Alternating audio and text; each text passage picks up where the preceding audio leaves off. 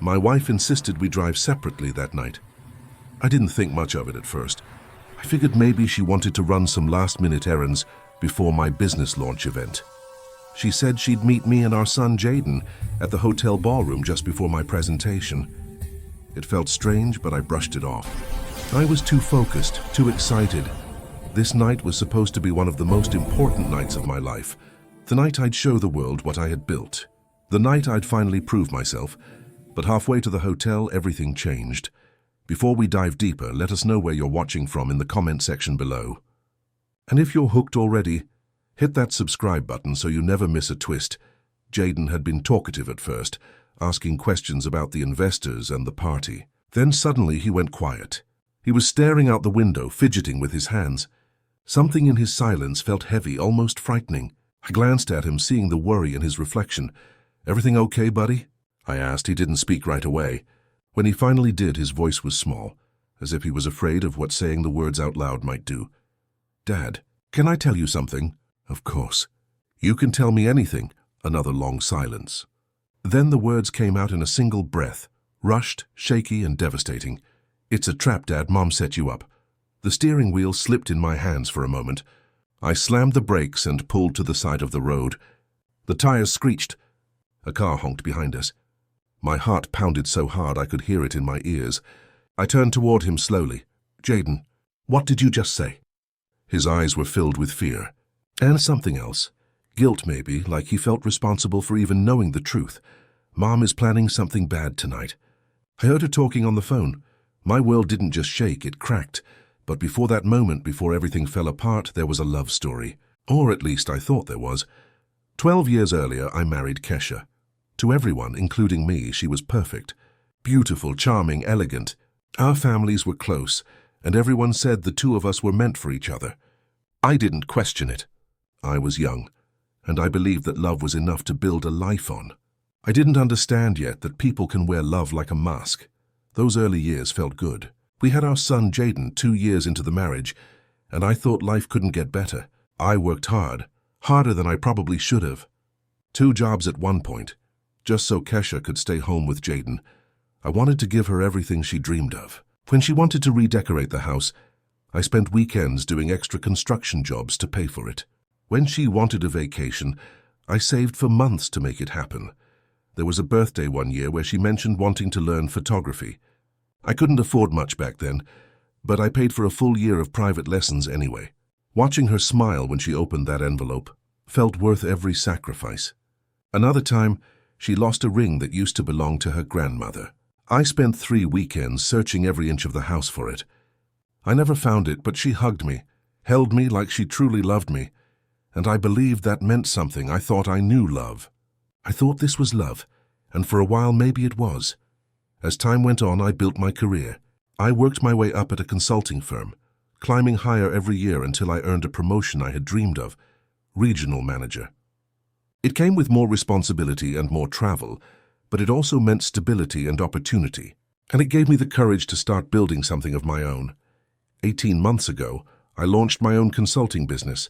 I poured everything into it, our savings, my time, my energy, my dreams. And it worked. The company took off faster than I imagined. Big contracts, real growth, real success. This was where things were supposed to get better. Instead, this was where they fell apart. The more successful the business became, the more distant Kesha grew. She became quiet, distracted, withdrawn. At the dinner table, she was glued to her phone. When I tried to share good news, she barely reacted. Then came the nights out, the vague explanations, the secrecy, the whispered phone calls in rooms she thought I wouldn't walk into. The texts she angled her phone to hide. I wanted to believe it was stress, adjustment, something we could work through. Then came Darnell, her uncle, a family friend. Someone she claimed needed support. Someone who always seemed to be around when I wasn't. I should have seen it, but love makes fools of us. And I was a fool. The night of my business launch, she insisted we take separate cars. She said she didn't want to make me late. She said Jaden should ride with me. Her voice sounded caring, thoughtful, but underneath was something else. Something I couldn't identify until my son looked at me with trembling hands and a breaking voice. She said something about the party, Jaden whispered. staring at his lap. She said, "By the time he gets there, it will be too late." And Uncle Darnell was laughing. They were talking about some documents, something about showing them to everyone. My chest tightened so hard I thought I might pass out. Jaden didn't know what forged financial records were, but I did. They were planning to ruin me, to destroy everything I built, to make me look like a criminal, in front of the very people who could determine the future of my business. Something in me hardened. Not anger, not heartbreak, but clarity. I looked at my son, my hand on the back of his head. "You did the right thing telling me," I said. "You might have just saved us both." I put the car back into drive. Everything was about to change. As I pulled back onto the road, my mind was a storm. I was driving, but I barely registered the traffic around me. My hands were tight on the steering wheel. Every memory, every moment of laughter, every night we spent together ran through my mind like someone was tearing pages out of a book and setting them on fire. I kept glancing at Jaden. He was still quiet, watching me like he was afraid of what I would do. I took a slow breath. I had to stay calm. Not for myself, for him. "Jaden," I said softly, "I need you to be brave right now, okay?" He nodded, even though I could tell he didn't feel brave at all. I drove slower now, thinking. If Kesha and Darnell planned to expose fake financial documents, it meant two things. One, they had access to internal files from my business. And two, someone else had helped them. Because Kesha wasn't tech-savvy, she could barely update her phone, let alone forge legally binding documents. That meant betrayal ran deeper. It wasn't just my wife. Someone inside my company had been feeding her information. A friend, a partner, someone I trusted. The thought twisted in my chest like a knife. I pulled into the hotel parking lot. It looked perfect from the outside. Warm lights, expensive cars, guests filtered in wearing suits and dresses. No one inside had any idea that my life was quietly collapsing before the event even began. I turned to Jaden. "I want you to go inside and stay with your grandmother," I said. "She's already here, remember? Tell her you wanted to surprise her." He swallowed. "But what about you?" "I'll be there soon. I just need a moment," he hesitated. He was scared to leave me. That broke something inside me in a way betrayal never could. I put my hand on his cheek. "You're safe. I promise." He hugged me. Hard. Then he got out and walked inside. The moment the door closed, everything inside me went silent. Not empty. Focused. I wasn't going to confront Kesha blindly. I wasn't going to walk into a trap. I needed information and I knew exactly where to get it.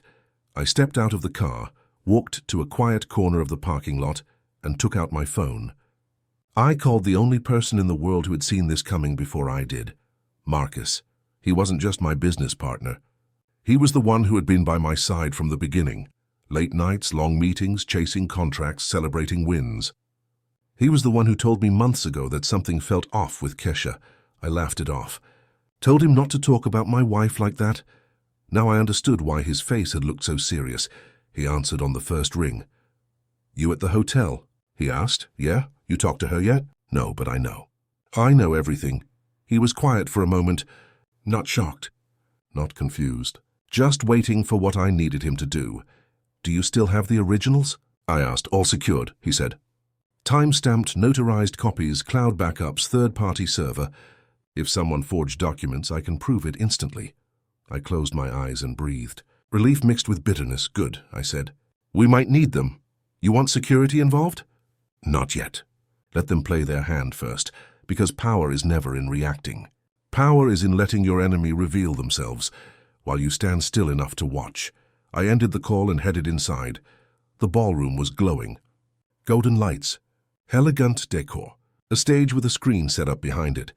People laughing, clinking glasses, shaking hands, talking about the future. My future.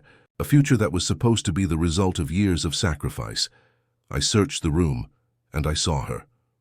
Kesha looked breathtaking. She wore the dress I bought her last anniversary, the one she said made her feel unforgettable. She was smiling, radiant, confident, the kind of smile someone wears when they think they've already won. Next to her, Darnell stood in a deep navy suit, laughing like he belonged there. And he was holding a folder. That folder. My blood ran cold for a second, but just a second, because now I knew I wasn't the one trapped. I walked toward them. They didn't see me at first. Kesha was facing the stage, probably imagining the moment where she would expose me. Darnell spotted me first. I watched the flicker in his eyes. Surprise, irritation, then a quick return to smugness. Kesha turned next. The smile she gave me was fake. Beautifully fake, a performance refined over years. "There you are," she said, as if nothing were wrong. She leaned in and kissed my cheek lightly, the kind of kiss that meant nothing.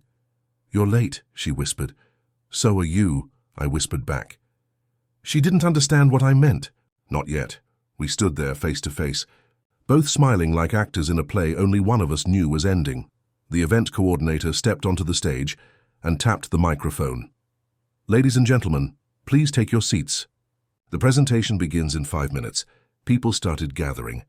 Kesha placed her hand on my arm gently, a gesture that to everyone watching looked loving, supportive, but her fingers were tense. "Everything okay?" she asked softly. Her voice was sweet. Too sweet. Poison coated in honey. I looked at her, and for a brief moment I wasn't angry. I wasn't broken. I was mourning. Because the woman standing in front of me wasn't the woman I fell in love with. Maybe she never was.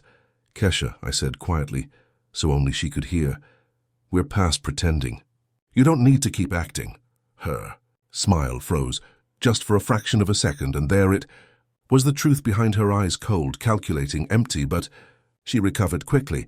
"I don't know what you mean," she said. Darnell stepped closer, smirking slightly. "Maybe you're just stressed," he offered. I looked at him, then I laughed, a small, calm laugh, because now I knew something they didn't. They thought they were about to destroy me, but they didn't know I had already seen their move. The presentation was about to begin, and I was not the one who would be exposed tonight. The room began to settle as guests took their seats. The lights dimmed slightly, and soft music faded into silence.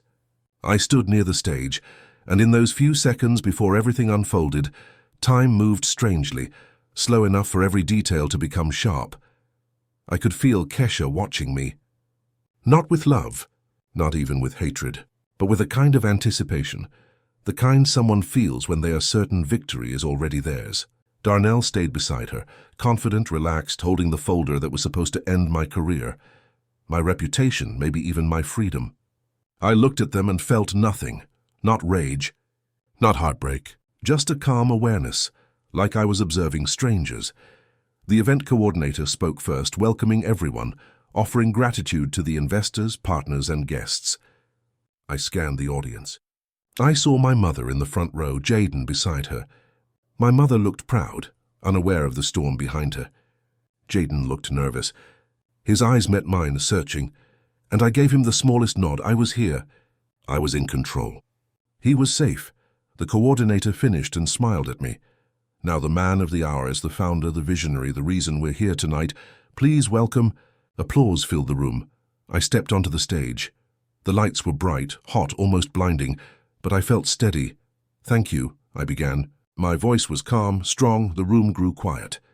I started this business with a promise to myself, to my family, and to every person who believed in me, that we would do things the right way, with integrity, transparency, and trust, a simple opening. Nothing dramatic, but I saw Kesha shift slightly. Darnell too. They could sense the tone. Not nervous, not defeated, controlled. "I've always believed that success means nothing if you lose yourself while chasing it," I continued. "And tonight I'm reminded of how fragile trust can be, how easily it can be broken, how deeply it can be betrayed." The room went still, the atmosphere tightening, curiosity thickening in the air. I looked directly at Kesha, slowly, deliberately. Her expression didn't change, but her eyes did. A flicker, quick, sharp, fear or anger or realization. I couldn't be sure yet. "I learned something recently," I said, turning back to the audience. "Sometimes the biggest threats to what we build don't come from the outside." I paused. "They come from the people we let closest to us." Darnell's smile vanished. Kesha's fingers clenched around her glass, but I didn't expose them. Not yet, because truth carries the most weight at the right moment, and that moment hadn't arrived. "Tonight was supposed to be a celebration," I continued. "But I've come to understand that before we celebrate growth, We need to address truth. I let the silence stretch. The room was quiet enough to hear breathing. Then I stepped away from the microphone and nodded to Marcus, who was seated at the technical table near the back. He stood and walked toward the stage, carrying a plain black folder, the original, authenticated financial records, the real ones, the ones that proved every transaction my company had ever made was legitimate. He placed them in my hands. I held them openly, where everyone could see across the room. Darnell stiffened just slightly, like someone who had just realized the floor wasn't where he thought it was. "Before we begin," I said, "I want to show you all something. Not to defend myself, but to demonstrate the kind of foundation this company stands on." I handed the documents to the event coordinator, who laid them on the presentation projector. The screen lit up, page after page of clean, verifiable records, with date stamps, signatures, and audit confirmations. The audience whispered among themselves. Confusion, interest, trust growing, not falling. I saw Kesha's expression shift. Her eyes sharpened. Her face didn't show panic, but her breathing changed. Small, shallow, controlled. She was calculating, adjusting, trying to understand how her plan had slipped out of her grasp before she even executed it. Darnell took a half step forward, preparing to intervene, but I cut him off with a look, not a glare, just knowledge. He froze, because he finally understood something I knew, and I wasn't reacting, I was leading. I returned to the microphone. "It's important to me that everyone here knows we operate with integrity. And integrity means that even when you are tested, you stand firm." Every word was intentional. Every pause was sharp. Then I turned, slowly, and faced Kesha directly. To the crowd, it looked like a loving gesture. A husband acknowledging his wife. Only she and I knew the truth. "And the people you trust should stand with you," I said. "Not against you." Her eyes didn't move. She didn't blink. But something broke behind them. Not guilt, not regret, but the realization that she was no longer in control of the scene she thought she owned. I stepped down from the stage, not to her, past her. Because the moment you stop chasing someone's approval, you take away all their power. The speech continued. The business plans were discussed. Investors asked questions. Contracts were reaffirmed. Everything that was meant to happen at the event happened, smoothly, efficiently, successfully. Kesha said nothing. Darnell said nothing. They stood quietly, frozen in the place where their plan had died without ever being born. When the event concluded, guests applauded, shook my hand, congratulated me. No one noticed the tension. No one noticed the silent warfare happening in glances, but Kesha noticed something else. I didn't look at her again. Not once. Not even when we walked past each other. Not even when we drove home. Silence filled the car, heavy, final, not anger, closure. Jaden sat in the back seat. He didn't speak either, but his hand reached forward and I placed mine over it. He knew, he understood. When we arrived home, I opened the door and let him go inside. Kesha remained standing by the passenger side, waiting. She thought we were going to argue. She thought we were going to fight. She thought there was still something left to save. She didn't realize yet. There is no fight when the relationship is already gone. I looked at her one last time, not with hatred, not with love, just truth. "I know everything," I said, "and we'll talk tomorrow. But understand this, tonight was the last time. You will ever stand beside me as my wife." Her mouth opened, slightly, shock finally reaching her, but I didn't wait for her to speak. I walked. Inside, the door closed behind me, and that was the end of who we had been. The house felt different when we walked inside that night.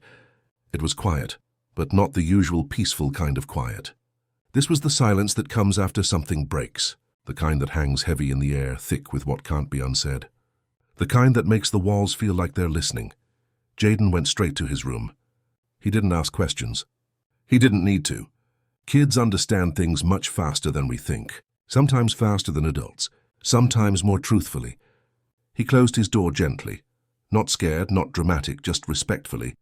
He knew this part wasn't his to carry. I stayed downstairs. I didn't turn on any lights. I didn't move. I just sat there, on the edge of the couch, in the dark, breathing quietly, feeling the weight of the day, the years, the lies, the love, the loss. I wasn't confused. I wasn't wondering why. I wasn't trying to understand her. I understood too well some betrayals don't happen suddenly. They happen slowly over years, inch by inch, boundary by boundary, trust by trust, until one day you wake up next to someone who isn't yours anymore. Kesha didn't come in right away. She sat in the car outside for almost an hour. I could see her silhouette through the window. I didn't know if she was crying, or angry, or planning what to say. Maybe all of it, maybe none. When she finally came inside, she didn't speak at first. She just stood there in the dim light of the hallway, still wearing the dress from the event. But now she looked different, like the elegance had been stripped away from it. Like a costume after the play ends, she sat across from me. Her voice was tired when she finally spoke. "So, you know, it wasn't a question. I know enough," I said. There was a long silence. Not heavy, not tense, just final. She stared at her hands for a long time. "I didn't mean for it to go this far," she said. "People always say that when they lose control of something, they started." I nodded once. "When did it start?" I asked. My voice was calm. Emotionless, even. She laughed under her breath. Not a happy laugh. More like a laugh of someone who realized the truth came too late to matter. "You always want the root of everything," she said. "You always want to understand. You always think things make sense if you find the beginning." I didn't respond. She took a breath. "It started when you began choosing your dreams more than you chose me." I didn't flinch. Didn't react. Didn't raise my voice, because that wasn't the truth. That was the story she told herself to sleep at night. "I chose us," I said quietly. "I chose a future for all of us. I didn't work for myself. I worked for this family. Every sacrifice I made was for you and Jaden." She didn't argue. She didn't deny it. She just looked away. "Then why?" I asked, not pleading. Just clarity. She didn't hide anymore. "Because I liked the attention. Because I liked being wanted. Because he made me feel powerful. Because you were becoming someone important, and I wanted to feel like I still had control over something." There it was. Not love. Not loneliness. Not misunderstanding. Control. Some people don't love you. They love the power they have in your life. When they lose that, they break the foundation instead of letting you grow. I leaned back. "So the plan was to ruin me?" I asked. She hesitated. Her throat tightened. "No," she said softly. "The plan was to keep you from leaving me behind." I closed my eyes for a moment. She didn't cheat because I failed. She cheated because she feared her own insignificance. The tragedy wasn't betrayal. It was that she thought love was something you control, not something you share. She wiped a tear, quickly, almost angrily, like crying was something she didn't want to allow me to witness. "I wasn't supposed to love him," she whispered. I nodded. "You didn't." Silence. She looked up at me with the smallest, breaking voice. "Can we fix it?" "No," I said. "Not with cruelty, not with bitterness, just truth." She cried then, really cried, not because she lost me, but because she finally realized she had been losing herself for a long time. I stood, walked past her and paused at the stairs. "We'll talk with lawyers in the morning," I said. "I'm not going to fight you. I'm not going to scream. I'm not going to make this uglier than it already is. But understand this clearly. Jaden is not going to be caught in between us. He is not going to be used. He is not going to be a weapon. If you love him even a little, you'll agree to that." She nodded, still crying, head down. I didn't wait for more. I went upstairs. I stopped by Jaden's room. The door was cracked. He was awake, lying in bed, staring at the ceiling. I walked in quietly and sat beside him. He didn't ask what happened. He didn't ask what would happen next. He just turned and wrapped his arms around me. And that was the moment I realized something most people learn too late. The love we give is never wasted, even if it's given to the wrong person. Because someone is always watching. Someone is always learning from us. Someone is always growing from the way we live, the way we hurt, the way we heal. Years later, I rebuilt my life. My business grew. My peace returned.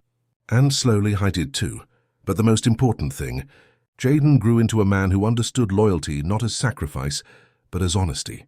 He learned love not as possession, but as partnership. He learned strength not as silence, but as truth. Everything I lost was replaced with something stronger.